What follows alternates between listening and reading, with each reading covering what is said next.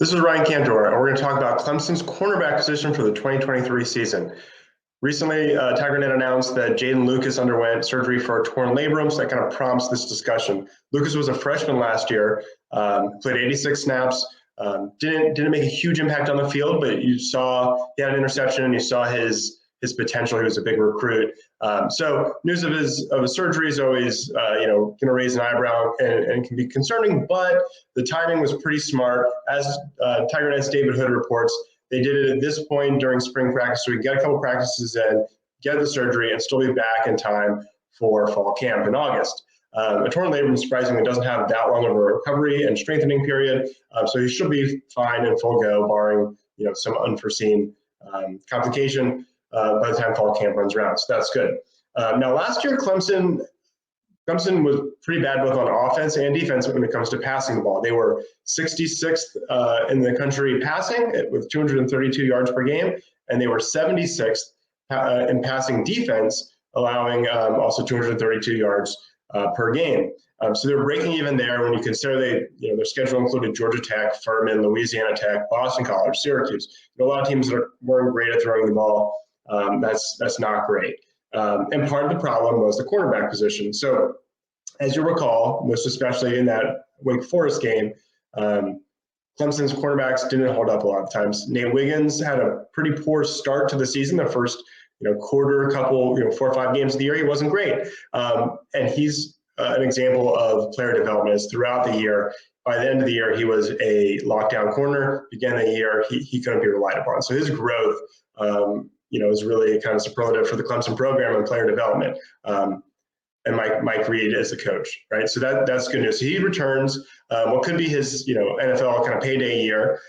He had a 77.9 PFF grade, which was the best on the team and the 7th best in the ACC among cornerbacks. He was really strong. He played 772 snaps. Now, the original plan last year, the expectation was him and former 4-star Fred Davis would kind of be the 2 starters. But Fred Davis really, really struggled and then eventually got hurt and basically never came back. He's transferred. He's at UCF now.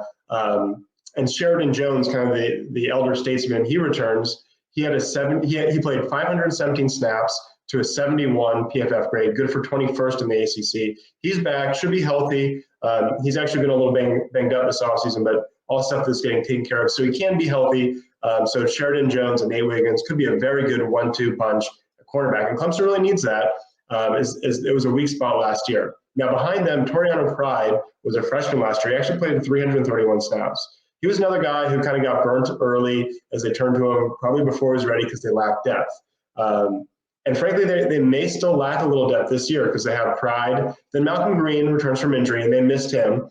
He played 101 snaps. Would have played a lot more if not for the injury. And then Jaedyn Lukus, who only played 86 snaps. So those are your main 5 who should see snaps. Now, if there's injuries there, they're going to have to turn to freshmen. And knowing that they were thin, and because they don't take transfers at the position, they actually have 5 freshmen. One is a redshirt freshman, Myles Oliver. So he'll potentially get some run. But you have true freshmen, Avion Terrell, Brandon Strozer out of Alpharetta, and Shelton Lewis. So they're bringing in a lot of cornerbacks to bolster that depth. So it's actually a huge year for cornerbacks because Wiggins could potentially have kind of that NFL send-off year and leave.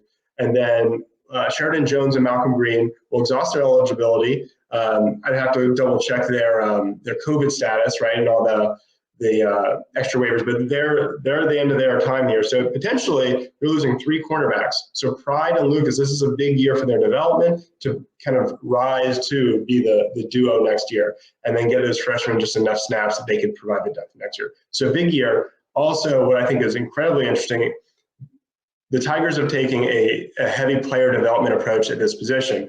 Wiggins, huge development across last season. Now as a junior, you can see how the team kind of trusted in him, built him up, and hopefully will send him off with a tremendous junior year then to the NFL. Sheridan Jones has been in the program even longer, and hopefully he kind of has that big final year and makes it in the NFL. And they're developing freshmen, now sophomores, rising sophomores in Pride and Lukus. Meanwhile, the number 1 cornerback in the ACC last year was Fentress Cypress, the second from Virginia. So he transferred, and of course, the kings of the transfer portal, Florida State got him. Now, Florida State they're recruiting okay out of high school, top 25 level, good, quite good for the ACC, but you're not going to win a national championship, generally speaking, with that kind of not elite but still decent high school recruiting. So what they've done is they've been the best at the transfer portal, bringing in the best cornerback in the conference, and they've done that in a lot of different positions. So in the Tigers and the Seminoles clash this year, there's going to be not only a clash of rivals, but a huge clash of philosophies, and that'll make this rivalry even more interesting.